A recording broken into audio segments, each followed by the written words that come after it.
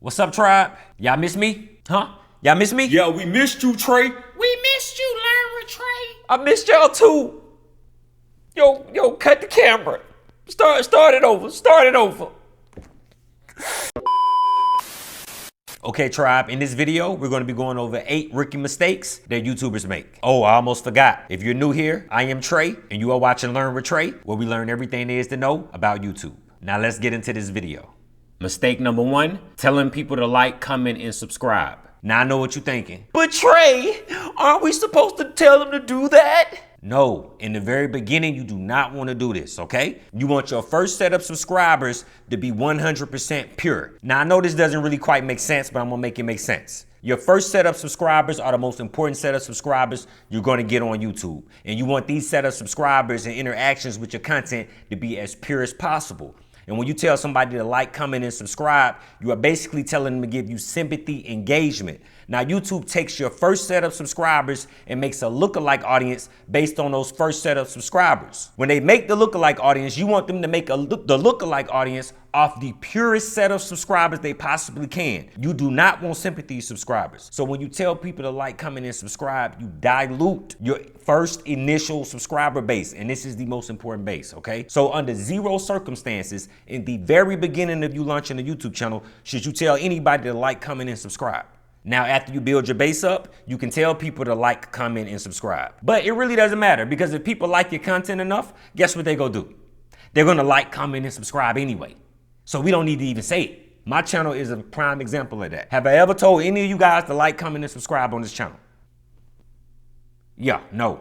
Mistake number 2, running ad promotions. Under zero circumstances, I'm gonna say this again, under zero circumstances are you to run YouTube ad promotions on your videos. Okay, well, hold on a second, because there are a few circumstances. Let's say you're a musical artist or you're trying to sell a course, then you can run YouTube ad promotions. But if you are trying to make a living off YouTube and off YouTube AdSense, do not run ad promotions. And the reason you don't want to do this, because these are the most non-organic subscribers you can possibly get on YouTube. Now I know what you're thinking. You think YouTube is going to put your videos in front of the right set of people so you can get the right set of subscribers, but they do not. And I don't really know the reason why they don't do it. Well, technically, I do know the reason why they don't do it. If all you had to do was pay to get your channel in front of the right set of subscribers and blow your channel up, then everybody would just pay and run YouTube ad promotions, and it'll destroy the platform. So technically, they can't do it. Now I know what you're thinking. But Trey, why would they let us buy ads if it doesn't help our channels? Because YouTube is still a business. But like my father used to say, life is like a sandwich. It don't matter which way you flip it, the bread always comes first. Mistake number 3, too many topics. Now, when you're starting a YouTube channel out, you do not want to have too many topics on your channel. Now, you don't necessarily always have to niche down, okay? This is not just about niching down. I'm going to explain to you why you have to have a concentration when it comes to the topics that you're talking about on YouTube. YouTube is trying to find your audience. In order for them to find your audience, you have to help them find your audience. They don't know who to send your videos to. They're trying to figure it out. So you have to make it easy for them to figure out. Now, let me give you an example of this. All right, tribe, so let's say we start a new YouTube page on how to mix adult beverages.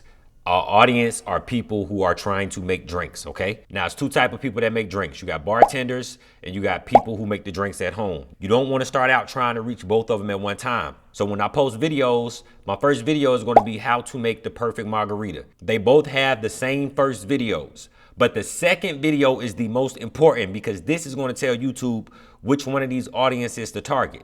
So you want to be strategic. If I'm trying to target bartenders, I go how to make the most tips as a bartender. That is going to be my second video, okay? If I'm trying to target people who make drinks at home, it's going to be the top 5 drinking games. Now, this is going to target them because most of the people who make drinks at home usually drink with their friends, and they usually play games. Now, the third video is going to be the exact same. How to make a Bloody Mary, how to make a Bloody Mary. Your job is to tell YouTube who your audience is, target one specific audience. Then after you get monetized and you get your viewers up and your watch time up, then you can branch out and say, okay, let me post this video and this video and this video. But if you start a YouTube channel out saying, I'm going to target everybody who makes drinks, bartenders, people at home, all at one time, you're more than likely going to decrease your chances of ever getting monetized. This is essential when you first start a channel. Mistake number 4, not getting mentorship. Listen to me. We are living in the greatest time in history to learn anything. You literally can learn anything from anybody at the click of your fingers. Find mentorship. Find guidance from someone that's already done it before you. Whether that's courses, whether that's programs, whether that's one-on-one mentorship, or whether that's cohorts. All right, tribe, just to show y'all that I do practice what I preach, this is a video of me and Rob Mortimer. Rob, I hope I'm pronouncing your last name right. I booked a session with him because I wanted to learn how to go live on YouTube, and I really liked the way he went live and how the quality of his live and how crisp it was. So I booked a one-on-one session. What program do you use when you go live? Is it StreamYard? No, I have used StreamYard, but right now I use Ecamm Live. He broke down everything to me. He broke down what cameras he uses, what equipment he uses, how to switch between camera 1, camera 2, all the headaches, all the hiccups. I learned all of the lessons from his mistakes while not having to make any other mistakes. And he saved me probably 4 or 5 hours of research. So when you're looking for a mentor or a coach or looking to book a one-on-one session with someone, make sure that you can see evidence and proof that they know exactly what they're talking about and can adequately guide you. Speaking of that, let me show y'all what I've been working on. For the past month, I've been designing a cohort. The cohort is just a group of people that's gonna come together for a cause, right? Now, what I noticed with the one-on-one session, a lot of you all needed more than one session. A lot of you would need 4 or 5 one-on-one sessions. And not everybody, because I had a few people in the one-on-one sessions, all they needed was one session. But that was somebody that had been YouTubing already for years, and more than likely their channel was already monetized, and they just wanted to take it to the next level. But for the majority of you, you're gonna need 4 or 5 sessions. So I made a program. I designed a cohort that's 8 weeks. For 8 weeks, I teach you everything from thumbnails to video editing to what equipment to use, to how to draw out your videos, to how to actually make YouTube a business and not just a hobby. And in the middle of the 8-week program, you get a one-on-one session with me just so that we can ensure that you're going on the right path. That was the whole reason for me designing this program. And hopefully, y'all will join and apply. All the information to the cohort is down below, is in the description, is in the comment section. And if you want to be a part of it, apply. Okay, quick side note, this is an intimate cohort. I was gonna do 60 students total, but I changed my mind and I'm only gonna do 30 students total. Right now, we have 10 people that have already booked and paid, so that means we only have 20 slots available. I'm gonna take those 30 students that paid and I'm gonna divide them up into groups of 10 to 15, depending on what level they are. Some of the classes will be for beginner YouTubers, some will be for advanced YouTubers. So you will be put in the classroom with somebody that's on your level. I just wanna throw that out there because I know some gurus, they teach cohorts and they have 1,000 people in a Zoom meeting and they just teaching generic information. And I just wanted to assure y'all that this is not that.